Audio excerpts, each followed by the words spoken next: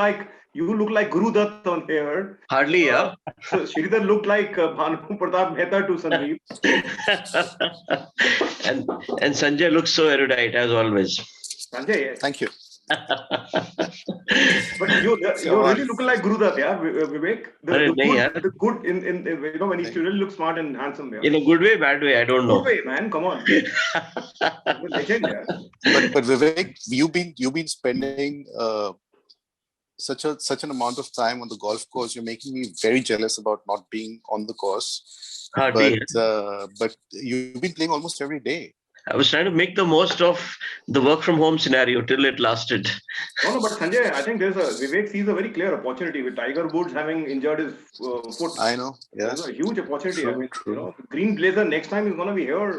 Exactly. Plus, he was driving my client's car only. Yeah, so he was. That's even more scary. That wasn't a very good example for the car, but nevertheless, as long as you don't roll over thrice. Exactly. Okay, we'll. I think let's start because it's 6:08. Today is an hour-long session, right? Or is it 1.5 hours? No, say that 1 hour 15 minutes. 7:15 is when we close. All right, fine. I might just log off a little bit early, so please excuse me at 7. All right. So we begin with Chia. Chia is joining us for the first time. Chia is making a debut on M.A.D.D. Chia, why don't you introduce yourself? Take a minute and introduce yourself, please. Chia. Hi, I'm very happy to see everyone, and I can see that there's much familiarity amongst most of you. So I have been working in the marketing and communication domain now for about 18 years. A couple of profiles where I've worked has been, international organizations, startups across different industries.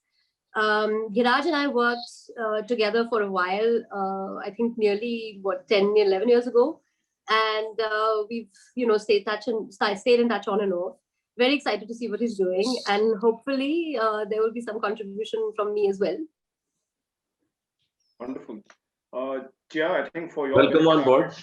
Thank you. Welcome. So I think for your benefit, I'll get everybody to say about 30 seconds, time allocated to everyone to introduce themselves to you. Since you're the only debutant today, you have the privilege. We'll all introduce ourselves to you. So we begin with Sridhar. Also, I think Sridhar has not met Jaya because Jaya was not there last time. Sridhar has not met Tanmay. Tanmay, I think I've seen Tanmay. You met Jaya. Sridhar has not met you and Tanmay. Yeah. Okay. Yep. Hi guys, this is Sridhar here. I work for Adobe. The one thing which I'm passionate about is customer experience. I have worked with Microsoft as well as IBM in my past career. So that's about me. Count me on customer experience. How should customer experience look like from brand perspective? That's a forte I bring in. Either have we met on that Adobe thing? Now I am able to correct. Yeah. Okay. Yes. Okay. Wow. All right, Tanmay, over to you. Yeah, hi. So this is Tanmay. I used to be a full-time marketer at one time until I opened my own dukaan, and now I am a bit of everything. So I run my own startup and learning new skills about finance and operations, and getting printers to print the right colors and so on and so forth. So it's a great journey. But yeah, happy to be here. Wonderful. Sandeep sir, 30 seconds. 30 Sandeep, seconds. are you joining us from Calcutta or you're still in Nilgiris? I'm still in Nilgiris, but unless somebody throws me out from here, then anyway. So I am the oldest and the retired guy in this whole group, the dinosaur. And I have really not much to say. It's a very, very mixed background. So if I say that what my background is, it'll get confused. So I'm here generally for fun, Chia. So as we go along, you'll probably recognize me. Thank you. That's being very, very modest. Sandeep brings a lot of rich experience. He used to head Hindustan Unilever subsidiary at Nepal and spent a lot of time in the FMCG sector, and his last innings was with MP Birla Cement. All right, Vivek, 30 seconds. Hi. See, I've been a pupil of Giraj for a very long time, still continue to be so. And I began many years ago at Oneida, but then I moved into advertising. So I've been doing this for the last 32 years now, and worked on many brands, many categories. And as Sanjay was saying, I also spend a lot of time on the course, but actually my regular job is advertising. So don't let anybody get misled on that. So that's what I am. Yeah. All right, Sanjay. Hi, Good, Chair. Good to see you. And Sorry, my name Vivek, is. Sorry. No, I was just saying that you're in a better spot to at least say your job. I have a hard time explaining to people what do I do. And when I can't explain, then they say, how do you spend your time? That's even more difficult, to do that. So that's why I've got into this kind of an introduction, which leaves it quite. Okay, so Chair, I'm essentially a brand communication and strategy consultant right now, but spent about more than 2.5 decades in the advertising and marketing field. I worked with Vivek very closely at one point of time, with Viraj at one point of time. Also launched Adobe when it launched in India with Naresh Gupta at the head. That was in 96, 97. So, I mean, old advertising and marketing hand, now doing a bit of many things, brand consultancy, and also have a few interests in the area of food and cinema. So that's what I'm doing. Is that Pondicherry Festival happening, Chandu? No, now it's taking the shape of a much more global enterprise. It's called IndieScope. That's the overarching platform that we are setting up. IndieScope.in is the website. So anyone, whoever has the time to go ahead and have a look, please do so. So it'll be basically in the area of.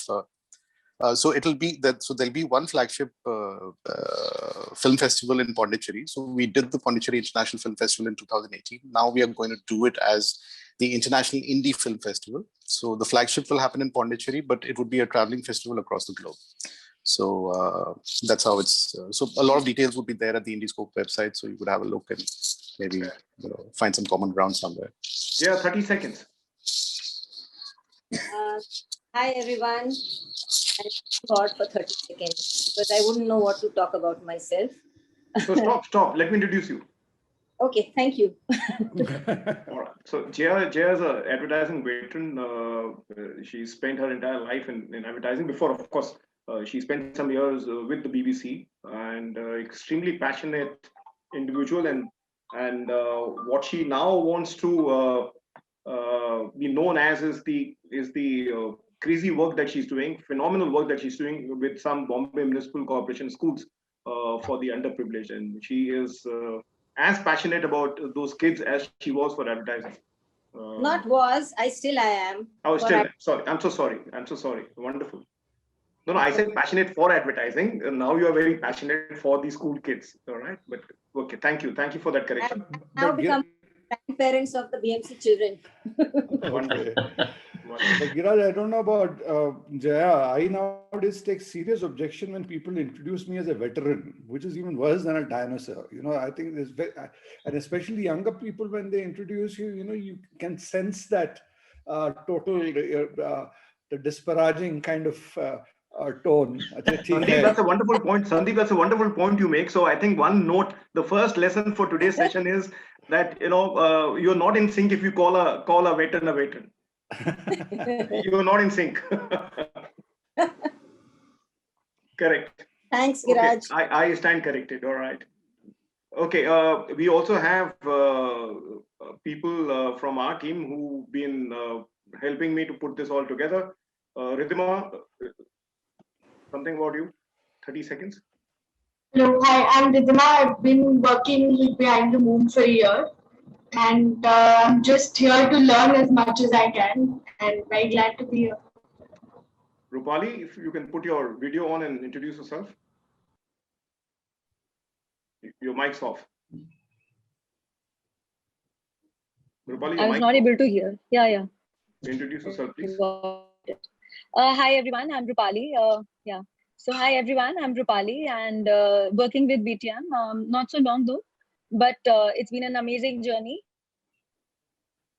And I'm learning every day, so enjoying every bit of it. Cool. Shushita, over to you. You are the admin today. So Good evening, everyone. I'm Sushita. I'm the admin today, and I've been working with BTFC for I think about 3 years now. And I worked on different projects, but branding is not really my field, so this is a very good learning experience for me. My third MAD today, so yes. All right. Okay, so we take off. Lloyd is the guy who normally opens the innings for us. In Lloyd's absence, I go over to Sanjay. Sanjay has been a regular madder, and Sanjay today is also is one of those rare madders who used to come on MAD platform, who came on the MAD platform when it was an underground kind of a thing. It was a very secretive kind of a thing. We used to do it in our on the terrace and with rum and coke and fire a bonfire around, and and we would say no social media. You're not gonna talk about this forum to anybody else. And so Sanjay has been associated with MAD for now over 4 years. Sanjay, over to you. So what we are When you're discussing getting today. back to the rum and coke stuff, yeah, this is good. This is very, very sanitized, doing it digitally and virtually. We will, the moment, I think the cases have started going up again, but the moment the pandemic is over, we'll do that. We will. See, problem is all you youngsters have not got vaccinated. People like me, the veterans, again, we are all now going to be pretty safe to travel by the end of the month. So I think maybe. But what comes to my mind that food is a good place for an all-night, for MAD sessions. So the rum and coke is on you, Sandeep. I have absolutely no problem. Come to Kunu, seriously. No, actually, it's a great idea. Come here. There's enough. We can find enough places for all of you to come in. Great. So Giriraj, we have an offsite happening sometime this year whenever travel opens. 100%. And there's some. I keep hearing some fabulous tales of homestays in that area. So there are homestays. There are a lot of things. The clubs, etc. If we can organize that, that's not a problem. Fair. Wonderful. So Sanjay, back to you. Today, what we are looking at is what are the parameters that will decide whether the brand is in sync or not. So I think, yeah, thank you. You're on 20 seconds. All right. So I think we discussed this at length last time, and some of the pertinent points that came out was that, apart from the basic elements of what a brand stands for in terms of its, product promise, there is a certain emotional layer of a brand which needs to connect with the consumer set, which is what essentially keeps it in sync with what the consumer needs would be. But beyond that, I think a few things which came up very interestingly was, I think today we have a consumer set which is very, very closely following brands that they love in terms of their ethical parameters, in terms of how honest or how good a brand is. In fact, day before yesterday, I had just written something on that note, is that, today it's not just about a brand being good as in product level good, but it's about, is the brand doing something which is a larger good in terms of, societal or beyond the basic benefits of the needs that it fulfills.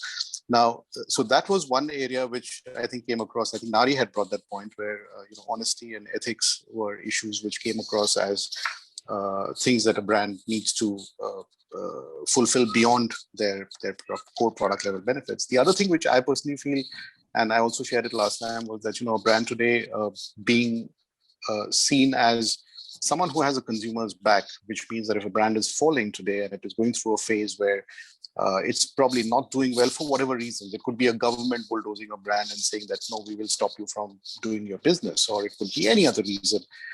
Do the consumers actually stand by you and pull you up and back you? And I think that is one of the core tests of how a brand knows whether the consumers are, really providing it that cushion behind. So we might not have too many brands in that, who would fit that bill, but I think, today I gave an example of Uber, for instance, when it was, worldwide, it was going through an issue of being banned in various cities, but then consumers actually came back saying that, Uber is a part of our life now. It is not something which, it's become a verb. It is not just about transportation, it's about Ubering it. And we cannot just imagine a big city today or an urban setting being alive without an Uber being a part of it. So I would say brands like Google, Uber, which have all become verbs today. You don't really think twice before defining what they do. So you just Google it or you Uber it. So these are brands which today I think are pretty much in sync in their own territories. not just connecting with the consumers through a certain like a search benefit or a transportation benefit, but in terms of adding a larger layer to a consumer's life, adding more efficiency, building in a certain a layer into your. So people have changed their lifestyles based on these brands now coming into their lives. For instance, so we have stopped traveling because Zoom is there. So zooming it also is again about a brand being in sync during a pandemic and making the most of it. So there will be many examples as we go along, and I think that is what eventually defines how a brand is in sync or not in sync. So it's not just about being product level good, but adding a certain layer which connects you deeply into a consumer's psyche and makes him a part of your ecosystem in whichever way it matters. Thank you. Wonderful.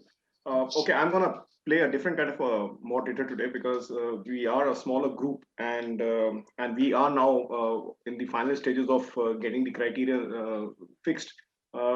So we would like a debate. Normally, something that we have been avoiding for some reason in all our MAD forums. So let's put up one against the other. I would go back to Sridhar. Sridhar, you made two very interesting points in the last session. I wanted last time also to to come back to you and to ask you to elaborate, but it was a very large group. Today you have 120 seconds uninterrupted. Please tell us more about the 7-minute thing, the 7-second thing that you talked about. That was something that really got me very interested, and I'm sure a lot of others also were wanting to figure out what do you actually mean by that, that 7-second experience. And you also mentioned about sustainability. How is sustainability? How will you link that to InSync? Your 120 seconds, Sridhar. Sure. Thank you, Viraj. So, see, what is happening is brands to be in sync will also have to cater to every kind of audience, right? If you look at it today, the youngsters, I want to give you a small example, right? When we travel with some of the teenagers on a Uber taxi, just taking a cue from Sanjay on Uber, all right? So when we look at the map, right, which we will be worried about what route the driver is taking. But if you have a teenager will look at it and say, oh, I have about 30 minutes, let me do something else, right? That's a big difference. That teenager is going to be spending on the device, looking at probably making a few decisions or browsing through a brand. Now, what's happening with this is the attention span, as per the study, there are multiple organizations, I can share this white paper offline, which have studied, have got reduced from 12 seconds to 7 seconds in the last 3 years, in the sense that you have that 7-second window when you're browsing for you to get what you want, right? For you to, for the brand to have the attention of the consumer. Within those 7 seconds, if you're not able to provide what the end consumer is looking for, probably you lose the customer. You will move on to another site, right? I personally tested it when you're looking for something on Amazon or on Flipkart, or you're looking for an airline thing to respond, you'll move between Yatra to a Make My Trip or something else, right? So try it. It's a 7-second challenge, because within those 7 seconds, right? So next time when you visit, if the brand is able to personalize it to you, personalize your visit, saying that, hey, last time you came here, you're more hooked onto it because the brand is like understanding you, telling you what to do and things like that, right? That's the 7-second aspect. When I spoke about sustainability and traceability, especially the new millennial are going to be concerned more about a couple of things. One is, where is this being produced? Where is this product being produced, right? Do we trace it to all the way till Ghana where there is some violence happening? No, I don't want to consume it, right? So they want something which is traceable, the how this product is evolved and come to my hand, or how I'm going to consume it, or how I'm going to leverage this particular product, right? That's something that they are very, very concerned about, traceability, right? From the sustainability perspective, right? I think this generation is also more conscious about not leaving any footprint. They are also very conscious about looking at what's the carbon footprint. Last time we spoke about some of the sustainable energy organizations which are not leaving bad footprints on the planet, right? So these three things are what I spoke about with a few examples, but I want to talk to you about some of the customers in our capacity whom we are working as Adobe. I want to take one large global conglomerate, Olam. Olam is a food trading company, right? But what they do is in order to reduce the carbon footprint, we have every year we all catch up along with the Olam leadership team. What they do is the CEO comes on stage and says that, guys, we know from where you people are traveling across the globe, right? I know how much of the carbon footprint we are leaving. we are going to plant that many trees, right? A statement coming from the CEO talking about that I made this event, but I'm going to take care of it from sustainability perspective, what we give back to the nature, right? Second one is they are very conscious about the fact that tomorrow, if people are holding a chocolate, right? I took this example last time. Where does this cocoa come from? Did it come from a very bad bloodshed province or grown in a very, very different environment, right? I don't want to consume it. So those are two examples that I want to leave about sustainability as well as traceability. But the attention span part of it, coming back to the 7-second attention span, today we live in a world where all of us post-COVID, right? All of us as consumers want brands to understand us, know us better from within whatever the means, right? I think the Hindu editor also spoke about third-party cookies going away, right? The first party, second party itself is more than sufficient for brands today to look at personalizing. I would love a very personalized journey of where I left, what to do, and save my time. Today everybody is used to. There are 2-3 habits I think COVID has put. One is self-service, right? We are not going to be getting rid of this habit. We want to do everything at the comfort of our homes, right? If you're going to do it at the comfort of our homes, our productivity is increased. We want to get more done out of our devices and things like that. That is one. Then second one is security. All of us have more bothered about security during COVID times. So those two habits I think will continue to be forever with us. Security from the health perspective or from a financial well-being perspective. Those two habits in my view will continue. So any questions, any thoughts? I would be happy. I think, Shida, what I'll do is I'll straight away go to Vivek, and I would want Vivek to react. Vivek, I want you to react to that 7-second thing, the 7-second window that Shida talks about.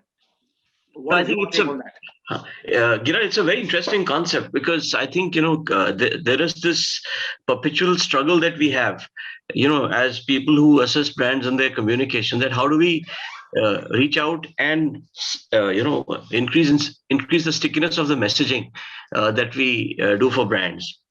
And I think, the way one of my colleagues puts it is that how can we break this barrier? The point is, okay, you have 10 seconds. I mean, we somehow, Google has drilled it into us that it's 10 seconds and within 15 seconds, it all has to be over. So they say that, my challenge is that how do I make that 10 seconds little elongated? Can I make that 30? Can I make that 40? Can I make that even a minute with more compelling storytelling? So, the way I would like to put it across is that there is the ideal state and there's the practical state. So all brands have an ideal state, but how many of them are able to bridge it, with the aspect of practicability? So the brands that are able to do that better are the ones that actually would be more in sync.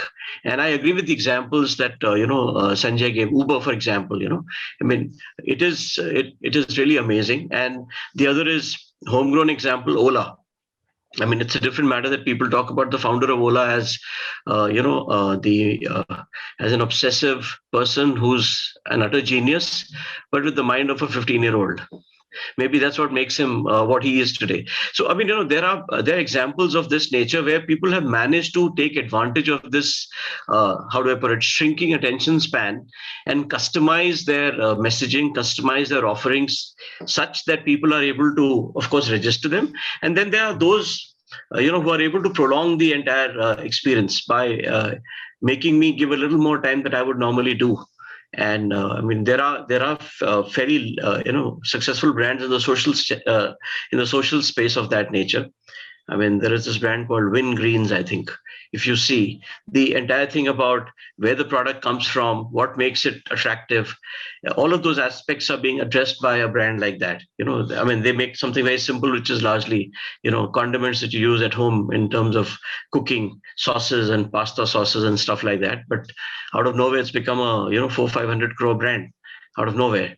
And it's all based on, social enterprise concepts, doing good to the society, and also at the end of the day, reaching something which is, in terms of value, in terms of, brand ideals, just the right fit from a consumer point of view. So, I mean, Sridhar's point is absolutely bang on. I mean, it's a definite challenge that we are living every day. And how does one match up to it is where I think more of the sync, would be drawn from. I mean, sync-related attributes, I would say. Yeah. And I think a good example. I would say, Sanjay, just one sec. I'll go to Ashu. She's getting, Ashu would definitely have a comment to make on this one. Absolutely. Because Ashu spends a lot of time trying to figure out what goes inside the mind of the consumer. And so Ashu, react to what Sridhar said and what Vivek said. Yeah, so I think we've had this discussion about the 7-second thing earlier as well, if you remember in one of the MAD meetings. So I'm just going back to that. While the consumer has got a shorter attention span, but we also must remember that the person has now gotten into the habit of more screen time and researching more on their own. So that 7 seconds is good to titillate. But if you've titillated that person will spend time to know more about you and will do a lot more research. So right earlier on, we would buy things basis, word of mouth. Somebody said a Godrej fridge is good or whatever. Right now we have the leeway of reading all the specifications. So when we are very interested in something, we spend a lot of time in researching.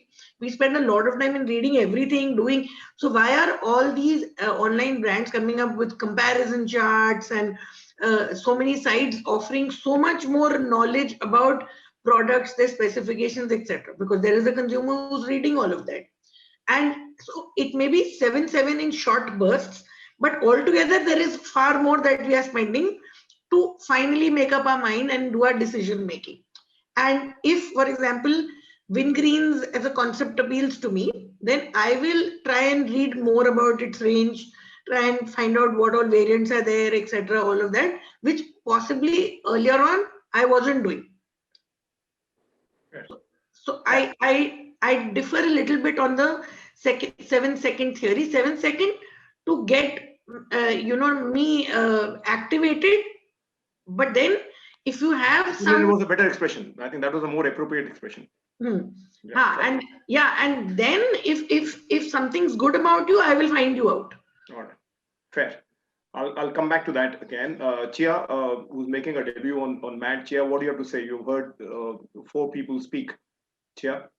So I think I would also agree with Ashu on this one, that while the 7-second thing is definitely the case, but it's also averaging out on audience which may or may not be interested in your product, at all, and it brings down your time frame. The other thing that I would like to probably point out here is that when we're talking about Google and Uber being verbified, is it really that the brand is in sync, or is it a first mover advantage? Have they managed that status because they were there first and the loudest and have stayed the loudest? How do you determine brand sync when there is a lot more competition within that space? How do you say that this brand is? I mean, I think the fight is much harder if you take a product category which has a lot more competition. So is it fair to compare basis just this? Is it a spend of money? Is it presence across all platforms? And also, is this if you're doing 7 seconds, is this across all platforms? It's not. So when we're talking about is the brand in sync? Is it also in sync across all platforms or not? Where are we monitoring this? So I think that's something that I would want to figure out before we really jump to what is the criteria. Do we have different criteria for brands that are new and brands that are old with more competition? How do we go about this? And that's a very important point, I think, because people who've come out with new propositions which we hadn't seen are different, are a different ball game altogether, and therefore they may be in sync with the need that we currently have, but may not be really brands which connect with us in that sense. Fair. I mean, just one more thing that I'd like to say is that it's very important for you to target well. I mean, we find that the moment we've targeted very finely to the customer base that we really want to get to, we've got much higher results than just shouting loudly about who we are. If you don't need to shout very loudly about who you are if you're just targeting the right audience with the right communication. So is that more in sync, or is it more in sync just because I'm doing everything that every customer, whether they're interested in me or not, the audience is I'm doing everything that the audience wants. What is more in sync then? Fair. That's a question that we need to sort of ponder upon a little. I'll come back to that. There's something that I wanted to ask Sandeep. Sandeep, you've lived your life in Calcutta, and from Cal you moved to the Nilgiris. Is there something that has changed in the way you look at? Okay, this was a brand that apparently was in sync with me when I was living in the metro, and now that I'm living in the hills, this brand is no longer of significance to me. It is not in sync with me, and there is another brand which has replaced that brand, has become much in sync. Sandeep. So first of all, I must clarify, I have not spent my life in Calcutta. I mean, okay, metros, sorry. Okay, I sort of grew up in Calcutta, and thereafter, whenever I've gone to Calcutta, I've been a very reluctant Calcuttan. So at the first opportunity, I've run away. Okay, we are recording this, but this one line we'll eliminate, because I think you get lynched if you go to Calcutta next, having said what you just said. I say this all the time. I am a prodigal Calcuttan. I always say this. That's not a point. Only thing I'm afraid of getting lynched now is if Mamata Banerjee comes back, then I'm certainly going to get lynched. So I can make a lot of comments sitting in Kunur. But that apart, but you can say, sorry, this just struck to me. If you were to consider a political party as a brand, okay, I would be able to relate to Trinamool, or even for that matter, CPIM, which somebody very famously had said, the Bengal CPIM is not a communist party, it's a regional party. It's a Bengali party there. So that is, if I compare with that, kind of political parties which I would relate to in Tamil Nadu, not just because of they being Tamil regional parties, but the sensibilities are extremely different.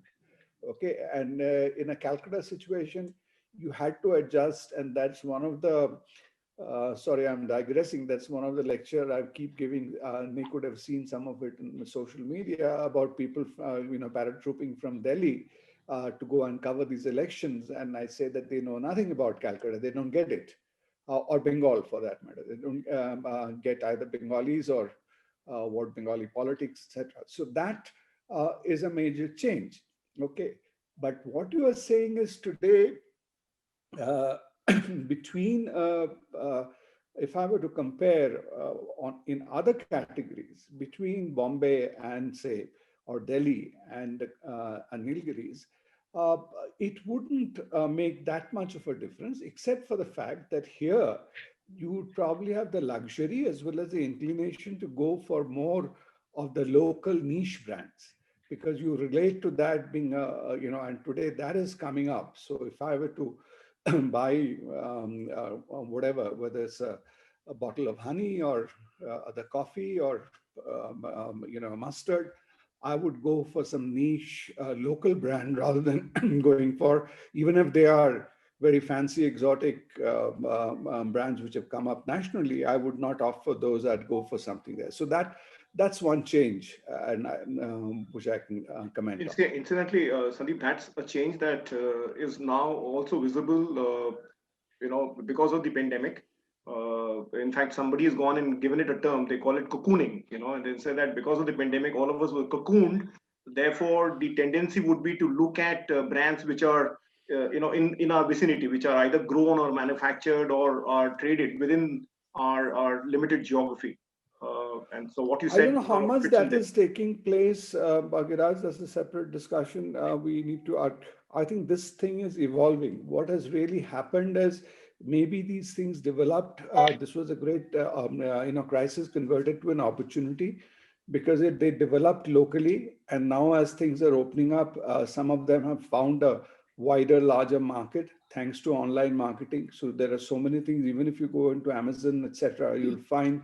They're trying to sell some niche product made in one part of Gujarat or something over there, which is now, there are a lot of also these aggregator brands which have come up, who are putting together some of the regional stuff and taking across. So that's happened. But what I am saying is you will have a little bit of the regional chauvinism, or you have the luxury of buying something really made next door. It's just like your vegetables or anything else if you are in a smaller town. Tanmay, welcome back. You've been you joining MAD after a big gap, Tanmay. So I hold that against you. And all right, so you've been listening to the discussion that's been happening here. What is your take? So we've talked about a whole lot of issues. We've talked about the 7-second exposure. We've talked about sustainability. We've talked about traceability. Then we talked about what Vivek said, and then what Ashu and Chia seconded her up, saying that 7 seconds is just a small window. It gets you more interested, and after that you do go out and spend a lot of time before you try and say, hey, this is my kind of a brand. Tanmay, your take. Yeah, so first of all, sorry for missing out on the last several ones. My loss. Yeah, it's interesting. I was listening to Sanjay talk about what are the brands that have managed to retain brand loyalty. And the examples that you took are generally examples that you would take, or brands in that line, Uber and, we talk about Google, etc. Actually, I don't think it's so much a communication thing at all. It's more of how strong the product market fit is, which defines how loyal the consumer is or the customer is to the brand. We sometimes tend to get swayed by our own opinions of what the consumer is looking for. But if you look at the communication landscape today, it's getting more and more polarized, and therefore the space for the brand to innovate, especially on social issues, is becoming more and more narrow, because if you take a strong stance on any particular aspect of human life, while you may have your adherents who will vociferously support you, there will also be risks of turning off an equally valuable segment on the other side as well. So I think to think about what makes a brand in sync, materiality is the most important thing. How big an impact across can you make amongst the group that you are trying to influence? Back to what Chia was saying about whether you are targeting it right or not.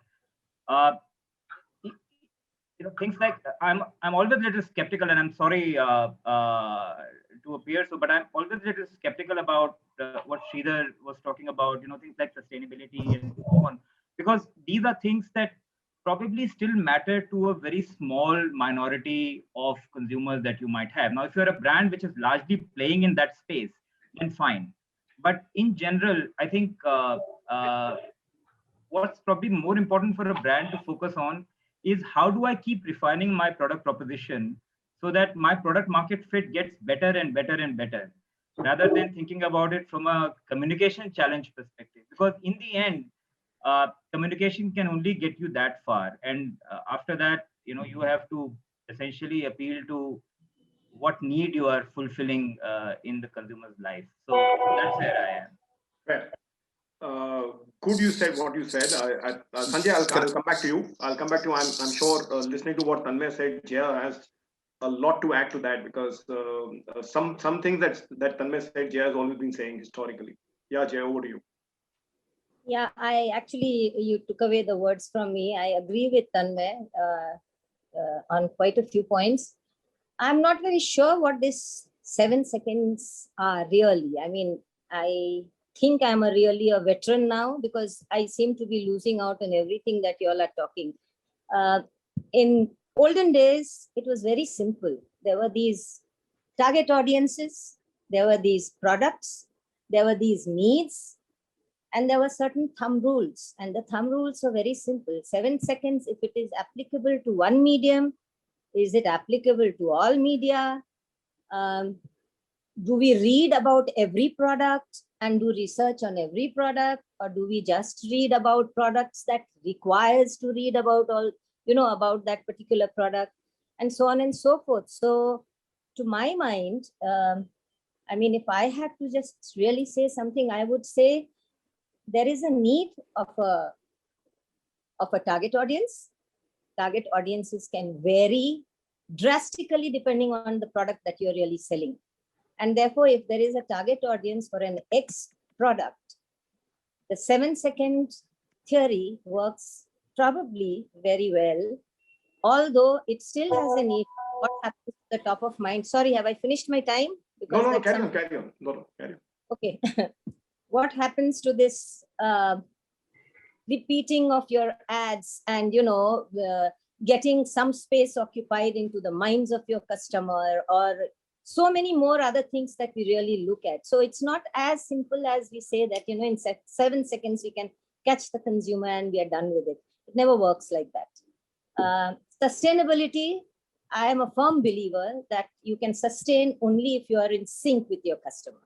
If your brand is not in sync with your customer, you cannot sustain either your marketing of your brand, your selling of your brand, or the attachment that a product or a consumer can have. So that sync has to be very, very, very, very much there. Therefore, I will go back to being an old-fashioned advertiser who believes in thumb rules of advertising, which has worked for many, many, many, many years. And I also believe it will continue to work. Your markets may change, your people may change. You can reinvent, refurbish it. But I don't think there's going to be very, very drastic changes and things have to be done in a completely, reinventing the wheel manner. It doesn't work like that. That is the take I would give. Fair. I don't know whether anybody agrees with me or not, but Sanjay has been wanting. Tanmay, I'll come back to you. Yeah, Tanmay said he agrees. I think that's where Tanmay, you raised your hand. I'll come back to you, but I think I have one issue, one consumer behavior, so to say, that I've seen between Sandeep and you, Jaya. You guys, whipped me when I use the word veteran. And then when you go and describe your own self, you very conveniently pick up the same word and use it. So what are we talking about? What is this? This is a posturing. So a consumer postures, and that's something else. And what the consumer actually believes is something else. We'll come back and debate that. Sanjay, we wanted to make a point. There's Sanjay, this whole mental and physical part of it. When you talk about the veteran, I think you have a more physical emphasis, but we are. Okay. I can't Rabin, or I can't sort of be loggerheads with you, Sandeep, on any issue because of the offer that you made, which is hosting a MAD at in Nilgiris. So that is irrespective of that. No, just pulling a fast one. Yeah, I Sanjay, know. Sanjay, you've been wanting to say something. Sorry. Yeah, my point was, I mean, just in context of what Tanmay said, the examples that I took, say for an Uber or a Google, were not just because they were the most obvious examples, but just look at it minutely. They're large companies, all right, but they fulfill a very micro need of a consumer. Uber fulfills my need for last mile transportation, right? Google fulfills my need for searching something immediacy. There's a certain sense of, if I need to know something, the first point of reference would be Google. So irrespective of how large the companies are, as a consumer, it doesn't matter to me. Even if Google was a smaller company and was doing the same thing, it would still be in sync with my needs, right? So being sync is at a very contextual level in terms of what it does to fulfill what it's supposed to do. And does it meet my requirement at that point in time? And B is about a much larger issue in terms of whether the brand is, an overarching good brand. It's doing the right things. It's talking about sustainability, gender rights, animal, rights, whatever. So there could be 10 other issues that which a consumer might be fighting, and is the brand supporting that good fight or not, is what the consumer wants to know. But at one level, I think what is important to know, irrespective of whether the company is big or small, whether it is fulfilling my micro requirement at that point in time, at that moment, that is critical for it to be in sync. So I really don't care whether it's a brand like a Unilever, or whether it's a Wingreens, which Vivek had said. It's again set up by someone who was working with Pepsi, Arjun Srivastava and his wife, but doing phenomenally well because they are fulfilling a certain kind of need which exists in the urban settings, and giving products which otherwise people will be spending a lot of time probably preparing themselves. So that's the point, that size doesn't matter, how good you are really matters. I'll come back to you. I'll go over to Ashu, but I'll come back to you. There's something when you say that, when you, for the example that you took for Google, before Google, there was Ask Jeeves, exactly filling the same need that you were talking about. Where is that company? we keep talking about Apple. There was, before Apple launched their iPod, there was a company called iRiver, which had a product as fabulous as as an iPod was. But where is iRiver today? Yeah, so that is where you your have to come back to that as well, because they are. So they that's were where fulfilling the same sustainability need. comes. Yeah, that's where sustainability comes in. So there are a lot of companies like a pager, for that matter, as a category, just vanished because at that time it was fulfilling the need, but it did not really stay ahead with times when the other product came in and took away everything it was doing. So that's a category going out of fashion, or the category getting outdated. But I'm saying within the category where the need satisfaction you mentioned, there was this need which was being satisfied by Ask Jeeves, was satisfied by iRiver, yet they were nowhere. They were trampled over by the Apples of the world and the Googles of the world. I'll come back to take your Shrida's reaction. Before that, Ashu, you want to say something? Yeah, I'm just saying that are we differentiating between products in sync and brands in sync? Wonderful. We primarily are looking at brands in sync.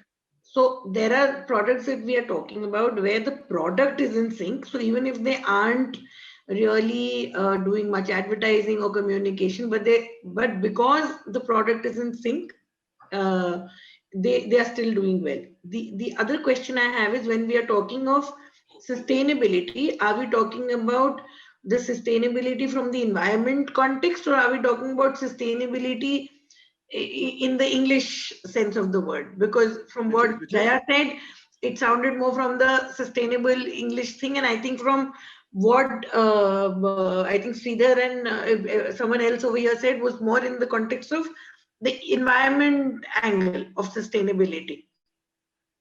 Okay, I think we'll come back to Sridhar to sort of classify that to us. Vivek, I have a small I have a small point to make. See, what has happened is, whatever we might think about being in sync, but the fact is that the brands that Sanjay mentioned and also others have mentioned, like Google and all other infotech or whatever tech giants we may like to refer to them as, they've democratized the entire thing about information availability.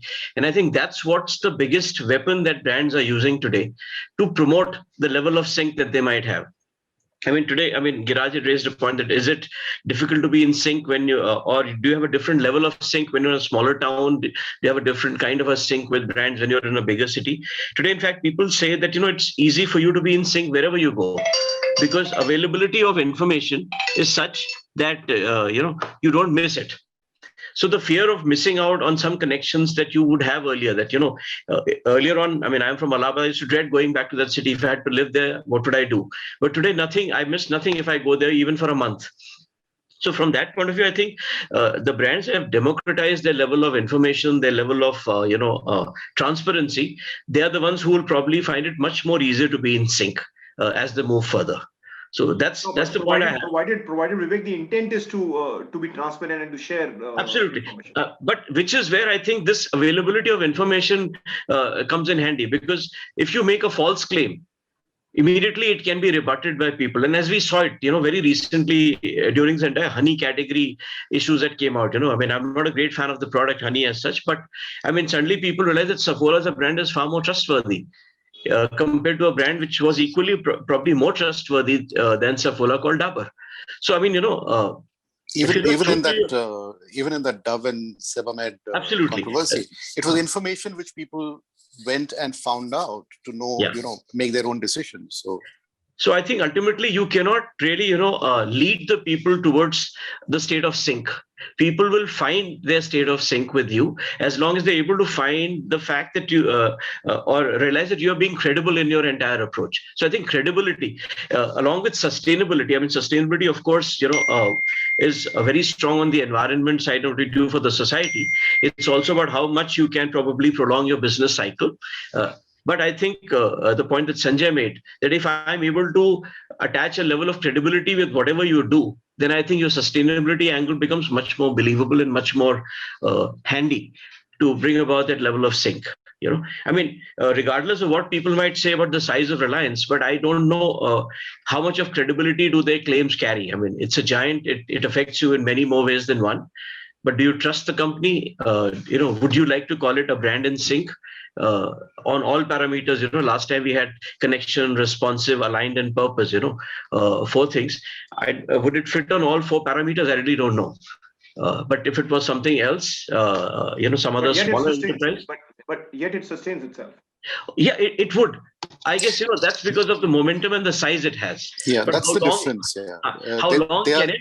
They're sustaining not because they're in sync, but because of Yeah. their might. Yeah. Which is, I think, the kind of examples that Tanmay was mentioning. But Yeah. I wouldn't put Google and say an Uber, which is fulfilling a micro need, in the same kind of category as what say Reliance is. So that's where there is a distinction. So let's go back to Sridhar. Sridhar, you heard diverse opinions. So what do you have to say? So I want to clarify a few points. I think Yeah. the 7 second probably I didn't go ahead and elaborate more.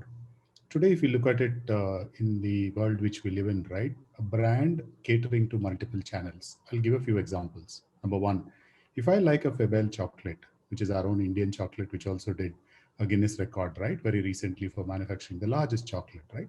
Now, if I have to go ahead and every time pick it up from a store, if itcstore.in online doesn't cater to my need, probably I'll be little and out of sync.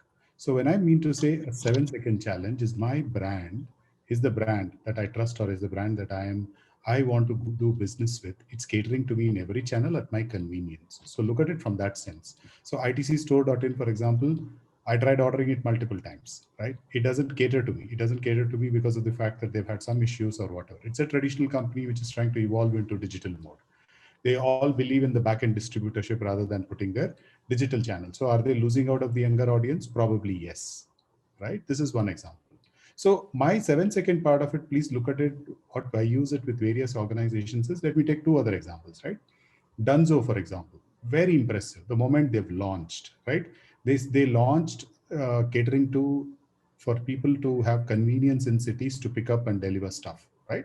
Today they launched another feature a few months ago, which is nothing but if I need a particular product in a grocery store, they have put a simple text box. You put in your list of items. The guy goes there, he picks up the stuff, sends you a bill. You can pay it at the convenience of your home, and the guy delivers it to you. So I am going back to them for a top-up experience, for a repeat experience. But Dunzo caught my attention the first time. The first time onwards, I swear by them now, right? Second example is Laundro Cart, right? For example, all of us want to get our laundry done. The app just doesn't work in the sense that it doesn't pick up the location. So they lost me in the first few attempts, right? So this is a brand which went out of sync for me because they absolutely. So 7 second look at it first time when I get their attention. When the brand wants to serve me, are they personalizing? Are they giving me what do they want? Are they keeping the amount of motors minimum? When I mean to say motor, what do I want, right?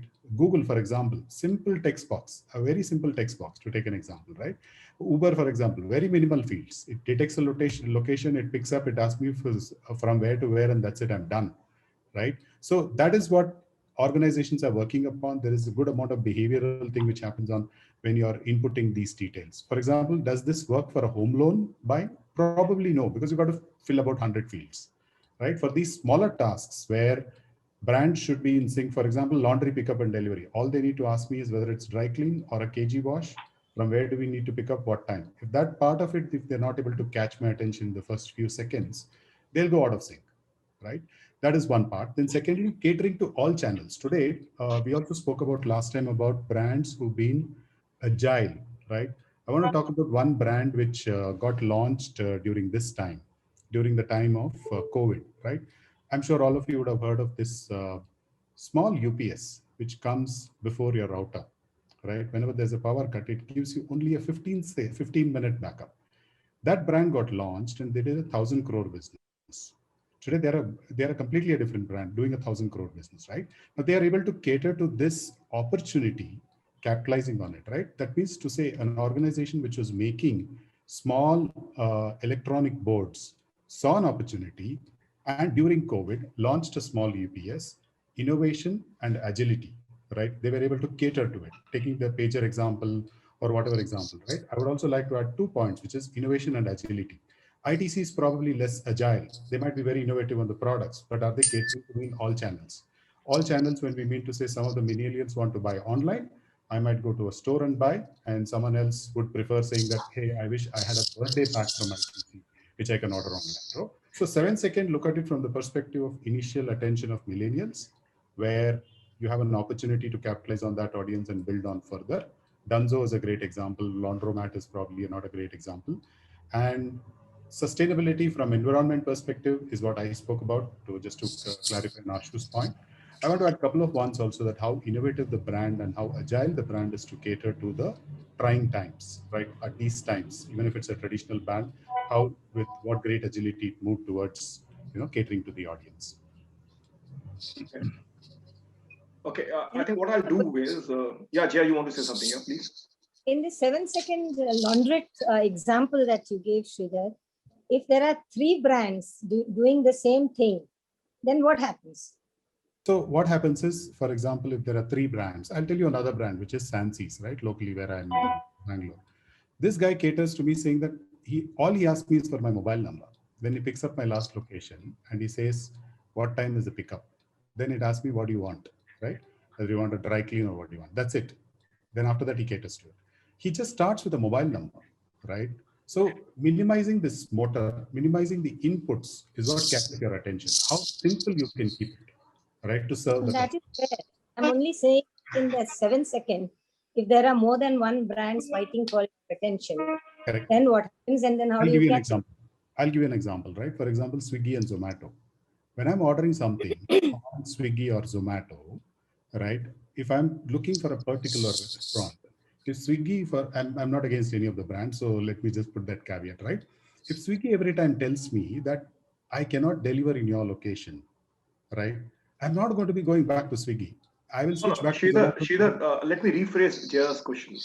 Her question is that if both, I mean, extending your Zomato and Swiggy example, if both of them were delivering and you can make out that the delivery is at par, everything is at par and it's happening within 7 seconds, then if you were to choose between, say, a Swiggy and a Zomato, what will come into play?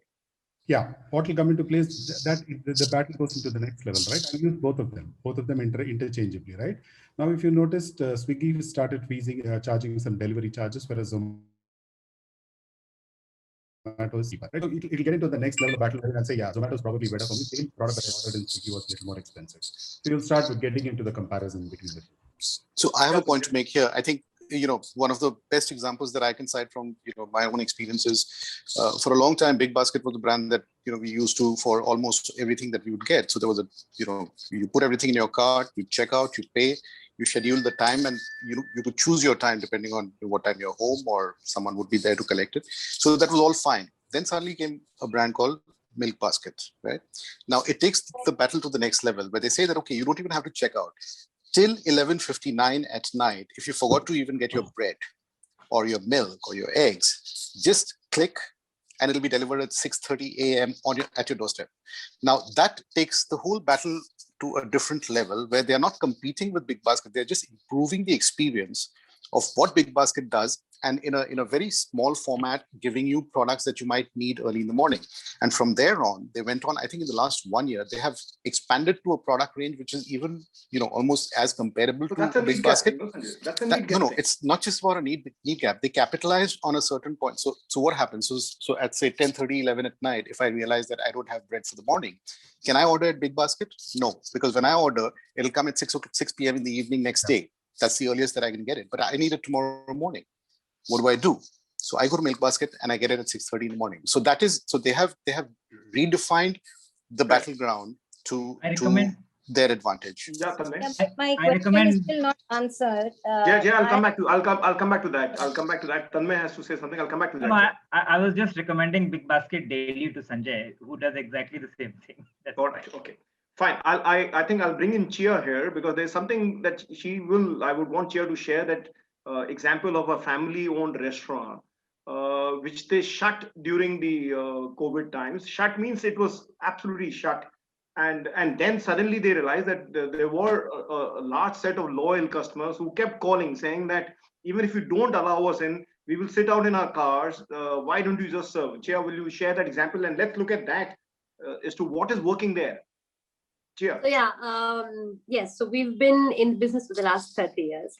And it was, it's been running. Various people in my family have run it, and now I'm doing it. Simply because, we shut down in July, and finally in December, end of December, I said, we get calls. We used to get at least 10 calls a day from people asking, have you opened up? Are you going to open up? Please don't tell us that you've shut down. And we've got people coming in all the way from Gurgaon just to pick up food and take home. We've got people who, come in with their kids and they say, oh, my wife and I were dating when we used to come here. Now our kids are teenagers, and we're a Chinese restaurant, right? Multiple Chinese restaurants all over the place. We were there before. Most of them opened up here, but there are enough and many around us. Why is it that we, despite the fact that we are not on Swiggy and Zomato, we are not dining in, we don't have dine-in right now. We've barely opened up. I am on minimal staff at the moment, and yet we are doing fairly decent business still. Why? I'm not messaging anyone. I'm not calling people. I'm not offering any deals or discounts. I'm not doing anything like that. People come, they take their food. They're very happy to eat in their cars. They're very happy if we can deliver to them. If we can't deliver to them, they dunzo it. I have people who say, all right, fine, this is my order, and I'm sending a dunzo guy to pick it up. We get catering orders still, 25, 30 people party. Will you please deliver? Vegetarians and non-vegetarians alike come to us equally happy. I'm not doing any of those things.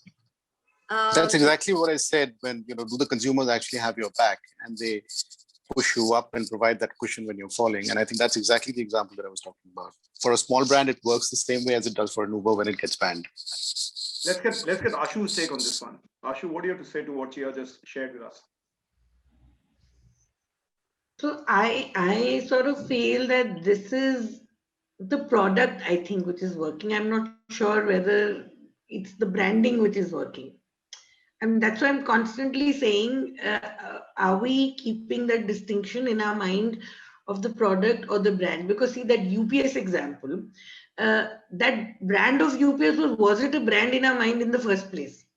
It was the product innovation that led to whatever we talked about. So I am a little confused about product versus brand and how we're going to decide. So we're going to be limiting ourselves to brand, of course, in the BRISYL thing. So we are not going to look at product because the brand has to be much more than a product to sort of qualify to be. But sometimes the product innovation is so much the thing that the brand did that it sort of. Ashu, I'll go back to the example that I raised, which to counter what was being said earlier, when I talked about iRiver and I talked about Ask Jeeves. So there is a case where the product was same, but then there was something that went missing. There was something which was not in sync, which allowed a Google or allowed an iPod or an Apple to sort of take over.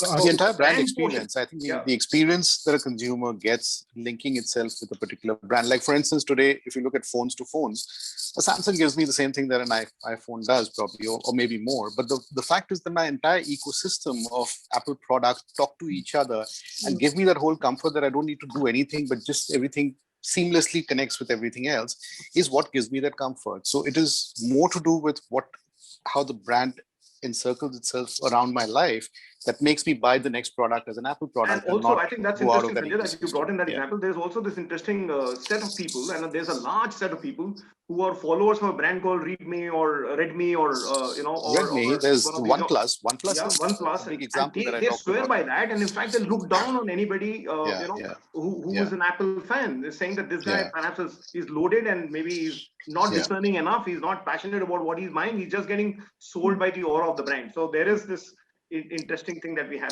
So OnePlus is like this fiercely community-driven brand, and it's like got the largest share in the country today in terms of premium smartphones, more than Samsung. And how they run themselves is amazing. They don't do half the advertising that other big brands do, but it's fiercely driven by the community which swears by it. Because the community sees their inputs in the products that come out. So if a community, so it's like a Reddit come Twitter come Quora put together, which their community can actually chat with each other, with the developers, with the product innovators, with the manufacturers, whoever. And suddenly they come up with a product which says, hey, what you talked about last time, we've put it in there. And that's a huge thing for a consumer that, there's a company that listens to me.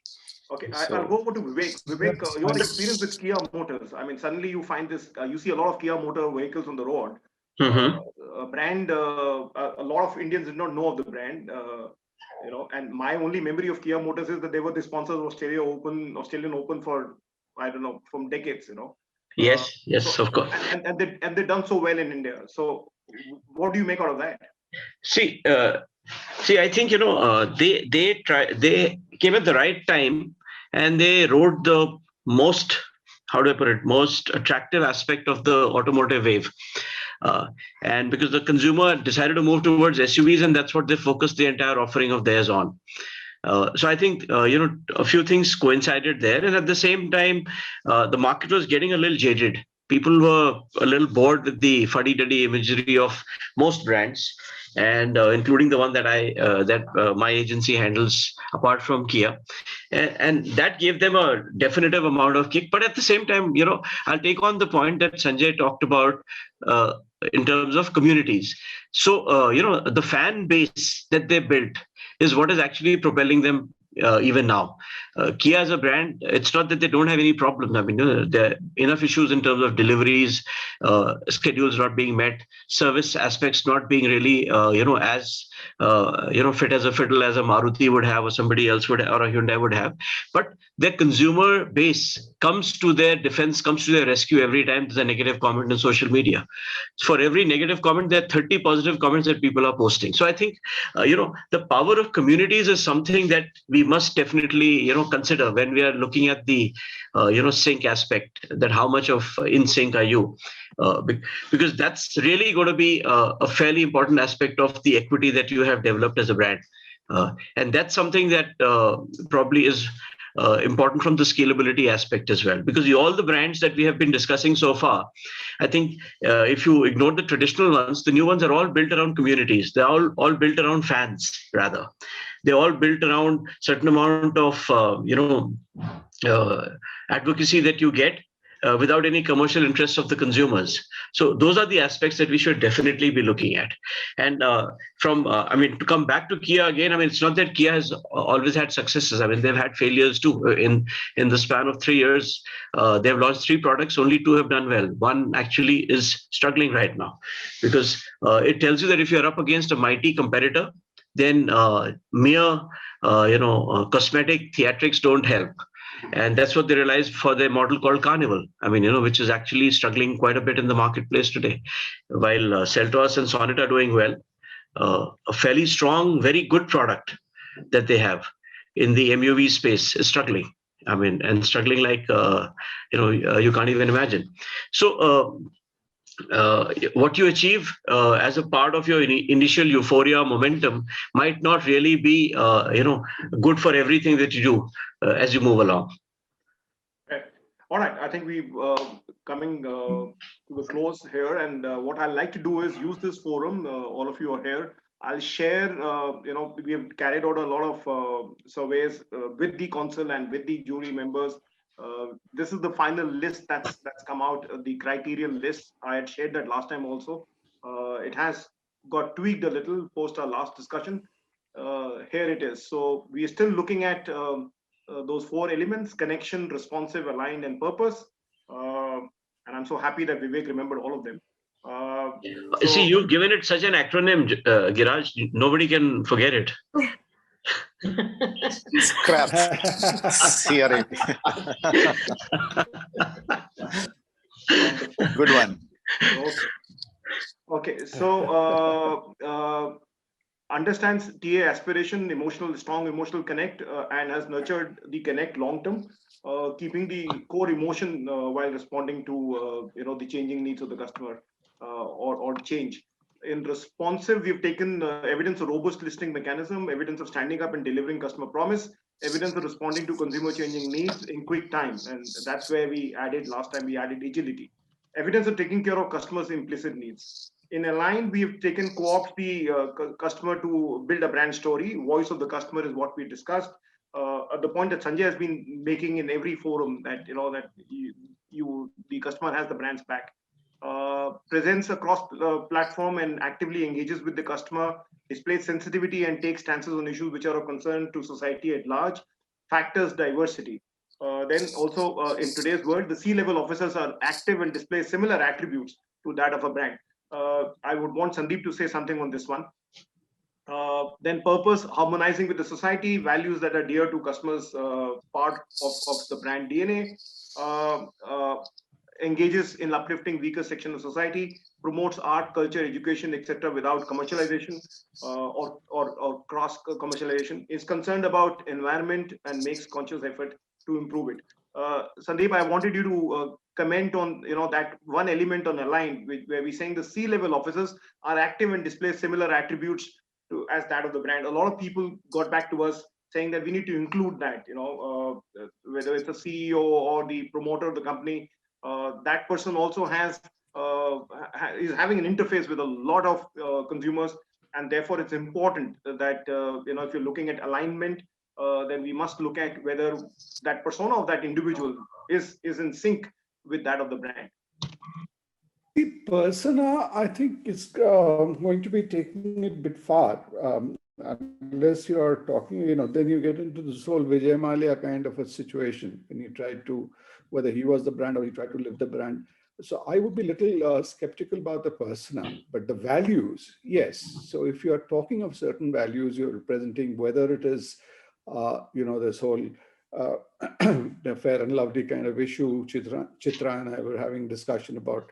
I think she must have spoken in the last meeting about Sanjeev Mehta talking about Dove and he being the father of two girl child and what it means, etc. And then Chitra was saying that there was, a clear dissonance between what he did in Fair and Lovely and what he was trying to speak of Dove. So there is that degree of, so that is something which people are catching on today.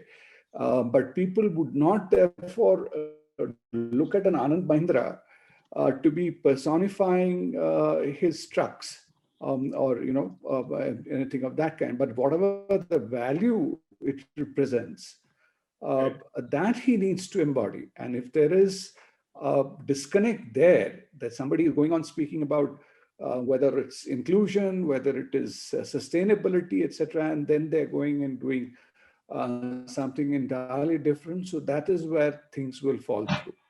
But if people believe in that, so if you go back, therefore, again, I keep going back, that's my obviously reference point, say levers, go back 30, 40, 50 years ago.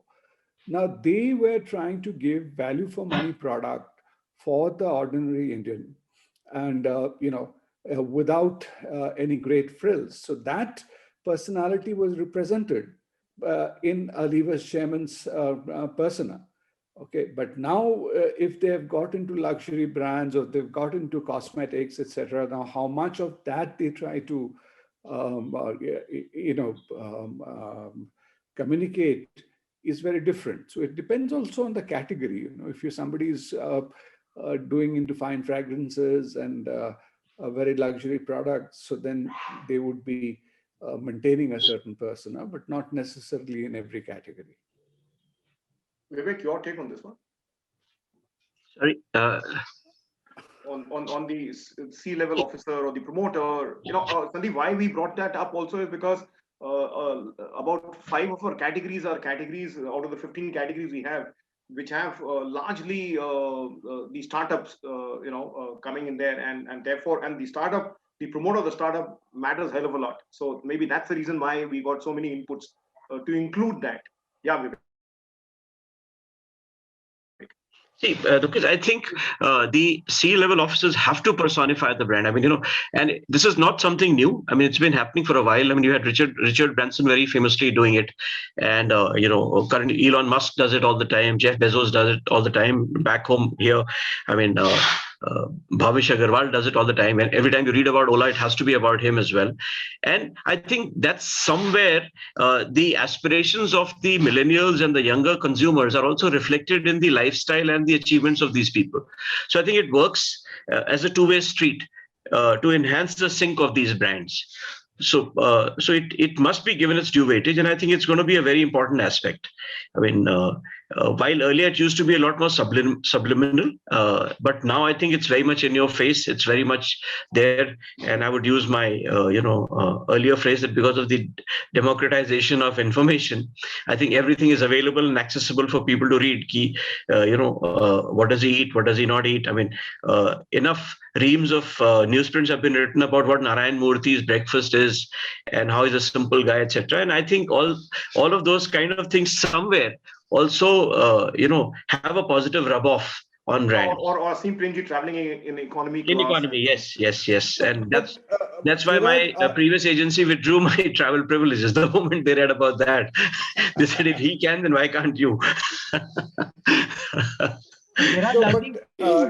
Aren't we again talking, Vivek, more of the values? Values, largely values, Sandeep, largely values. Largely values. Than the persona. Yeah. Even if you were to take any of those categories, there is so much of variance between, Azim Premji and Narayan Murthy, as you said, and you look at another company, but they have, or TCS, our current head, they're all different, but each one of them point well made. That value. Yeah, Sandeep, point well made. So what we'll do is maybe we'll replace the word attribute with values. I think probably that's yes, I agree with. They have to walk the talk. I think the point is they have to walk the talk. That's a point well made. So we will remove attributes and we will say values there. And as they say, since Vivek brought in the example of Richard Branson, that was actually the nemesis of Vijay Mallya, because he was trying to emulate a Richard Branson at each stage. He thought he's a Richard Branson in India. Very true, Sandeep. Giraj, I think we are talking a little bit, about the celebrity CEOs. I think in general, it doesn't really matter. That's my view, because if you see across the board, even CEOs who have been disastrous personally in terms of their conduct, public conduct, and so on, there hasn't been an impact on the brand, whether it is Uber or WeWork or Paytm. Paytm is an example. Paytm, yeah, exactly.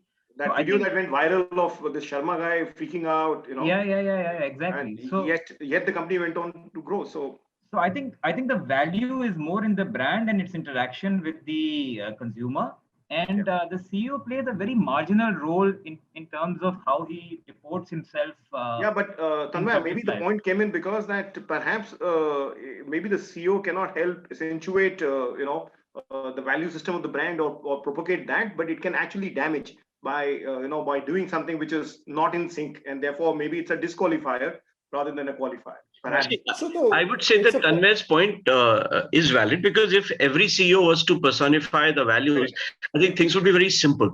But if you look at it, Neeta Ambani tries to be at the center stage of everything, and look at the kind of furore it has, caused.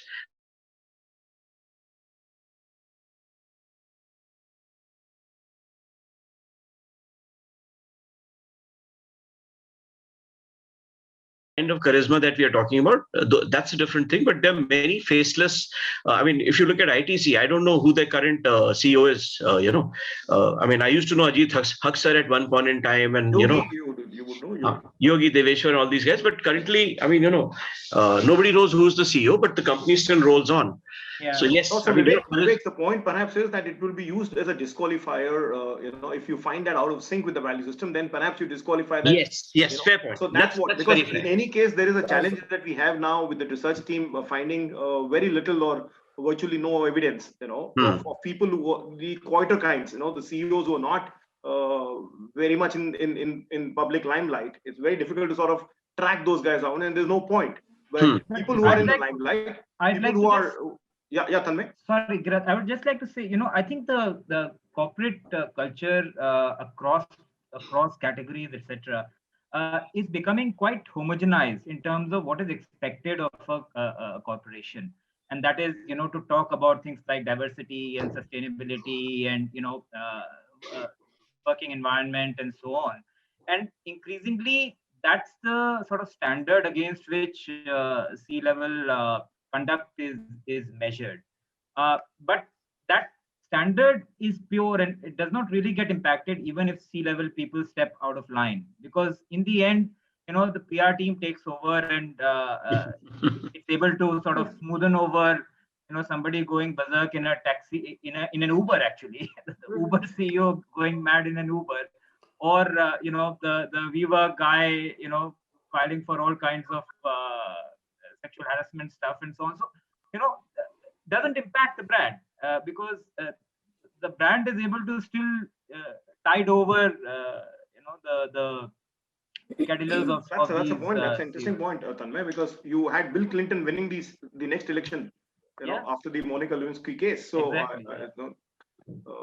so maybe we'll Brand have to is re-examine. Maybe we'll have to re-examine this particular element. Giraj, a brand is Yeah. definitely much larger than what a CEO of a company would be, So Yeah, I think the entire issue was that we had out of the 15 categories, there are about 6 or 7 categories where which are largely dealing with startups and these new age, the so-called new age companies, and therefore this point came across. But even there, even there, I mean, there have been so many stories about Ritesh Agrawal, and there have been sort of, even the other startups, etc.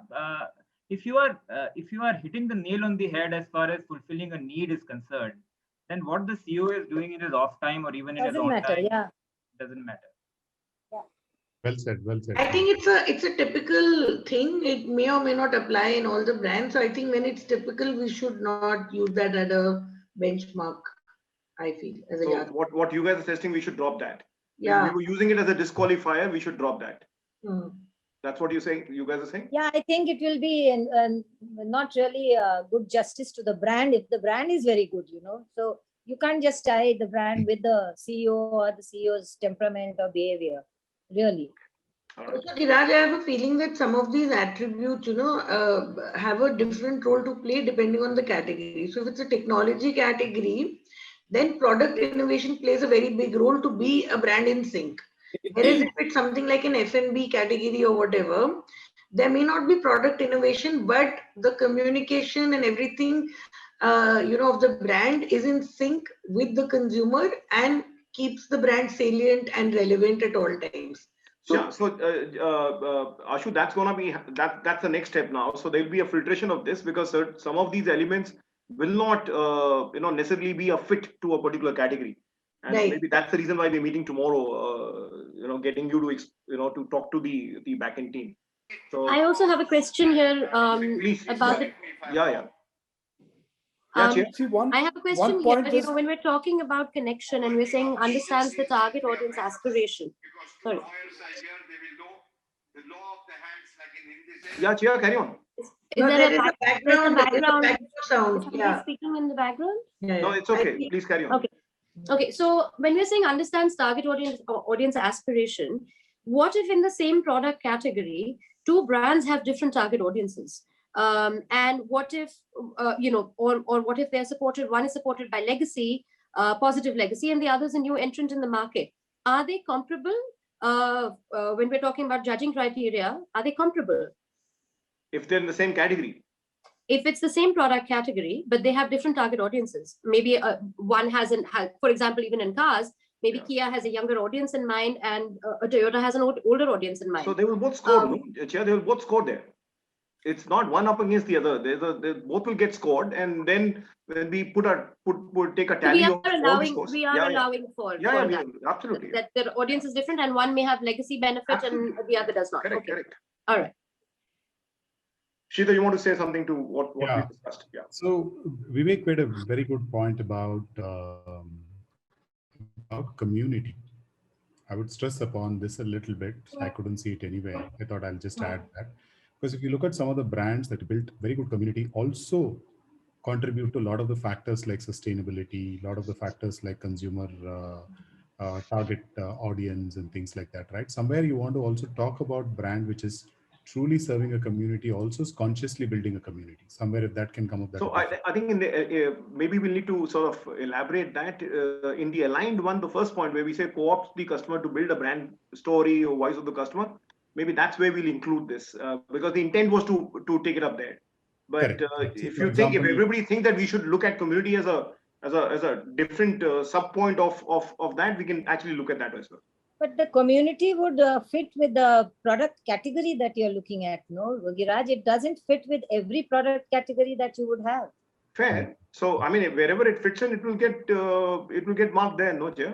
Yeah, so that will come under, if you have in your product category of, where you have defined that we are going to be selecting brands doing this particular job, then it fits in there.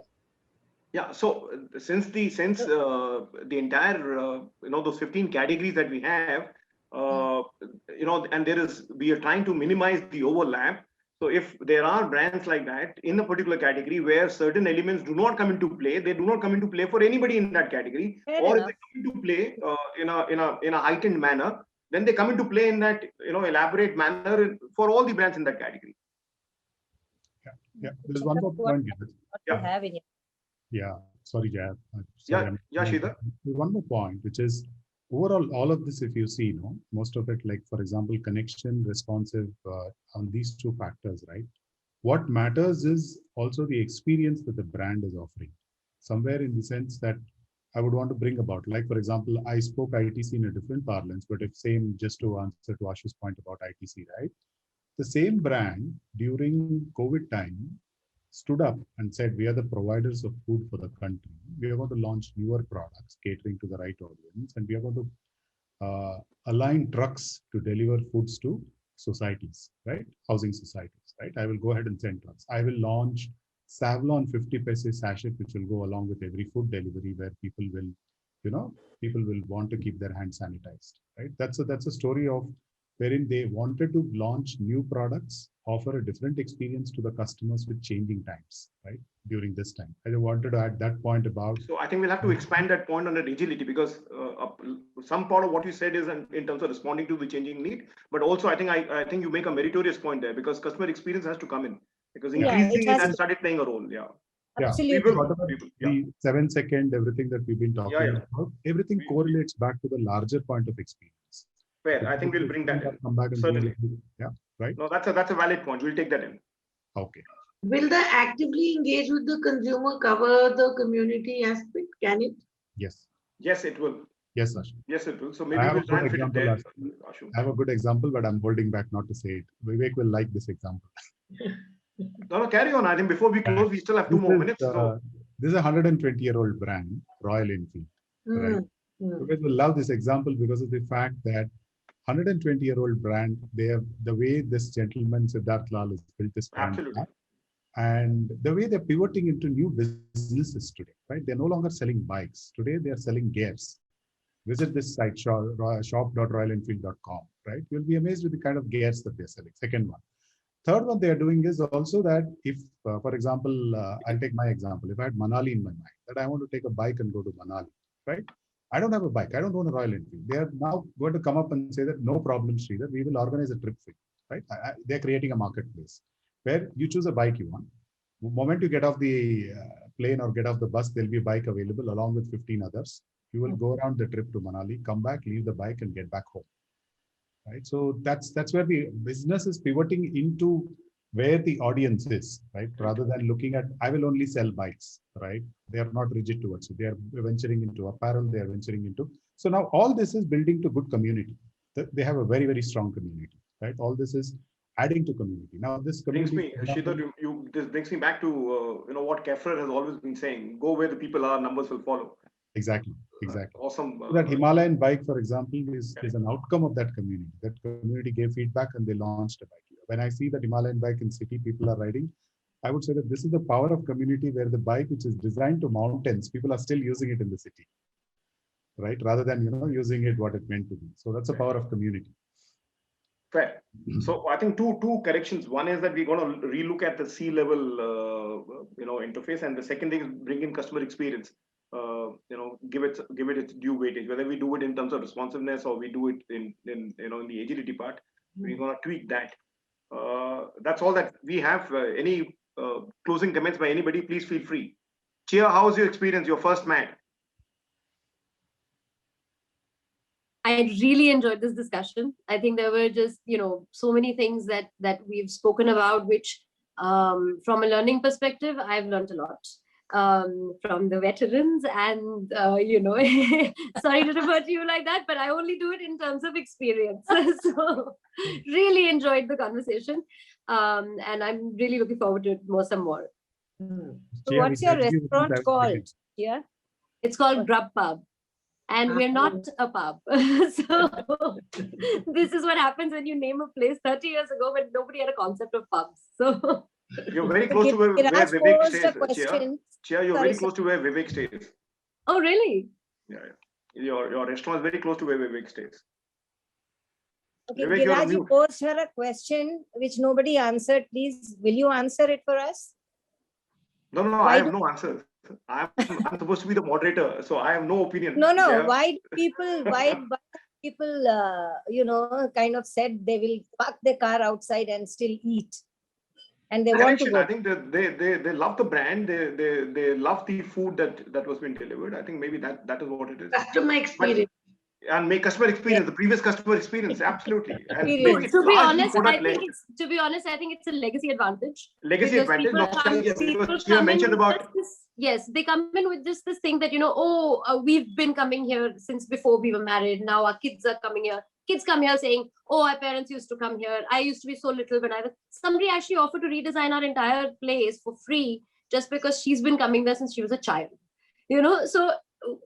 The food, I'm sure, has changed over the period of time. So many things must have changed, but people just have a sentimental attachment. And Vivek, whenever you're, up for a Chinese lunch close by, please drop in. I would love to have more conversation with you.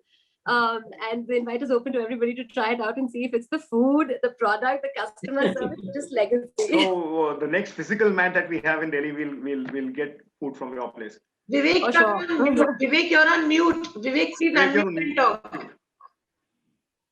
Or what we can do a karo bar, no, rum and coke in the car. And then... Absolutely, karo bar, yes. Also interestingly, what has worked in our favor is that the horse cars, we're in horse cars. So the horse cars has moved 20 meters away from our restaurant. So And yeah, I'm a regular reader of Sandeep's tweets, and he's been giving a big lesson on how to moderate a forum, and he's been comparing Arnav of Times Now to Arnav of Republic, and therefore I have no opinion. So I'm learning. So Chia, which are the two, three Sandeep always dishes? No reverence to veterans. I was asking. I'm saying that out of a lot of reverence, yeah, Sandeep. Sorry, Ashu, you were saying something. Yeah, I was asking here, which are the 3-4 hot sellers of your restaurant, which really sell? Well, this is Delhi. Chili chicken has to be one of them. Right. And we do dim sums, which people really like. Our dim sums are a little bit different than what you get in the market. So people really love those.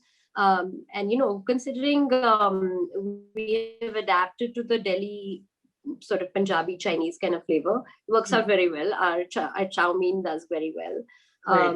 So those are, and we have some of our own recipes which do very well. So don't worry. The grappa, yeah. I'm going to be. I look Dad, you don't go there because that's our hangout. So I really. That's good to know. Another one joining the veterans gang. Yes, I'm nearly there. I'm at the threshold. All right. I thank you, everyone. And I guess this should be the last mat before we now get to the BRISYL screening. So thank you so much, everyone. And we'll keep you posted. Now we'll sort of fine tune this entire grid and send it back to you. And please feel free to comment. The process now takes over. Thank you. It's a pleasure. I always get the material for my office's town hall through your sessions. So next one is made already. Thank you so much. Thank you. Thank you all. Okay. Thank you, everyone. Thank you, Sandeep. Thank you, Sridhar. Okay, bye-bye. Thank you, Chair. Thanks, Sridhar. Thank you. Thank you, Chair, for coming in. Thanks, Ashu. Thank you. Shubhi just joined. Shubhi's a back-end research person. Shubhi will be catching Ashu ma'am tomorrow, so we'll catch up again tomorrow. And thank you, Rupali and Shushita and Ridhima. I'm sorry I didn't come to you because I thought you were in the same frame of mind that I am, which is register as much as you can, absorb as much as you can, and then come back and tweak. If you have anything to say, please feel free. Rupali, Shushita, Ridhima, you want to say something? I think we're still trying to process all the information that we've received today. I think today, whatever was being said is completely turned a lot of things that we knew earlier on their head. So we need to process it. Yeah, that's why I said last man, because we can't keep turning it around so much. So the last man before BRISYL. Thank you so much. Thank you, everyone. Thank you, Rupali. Thank you. Bye. Good night. Bye. Bye.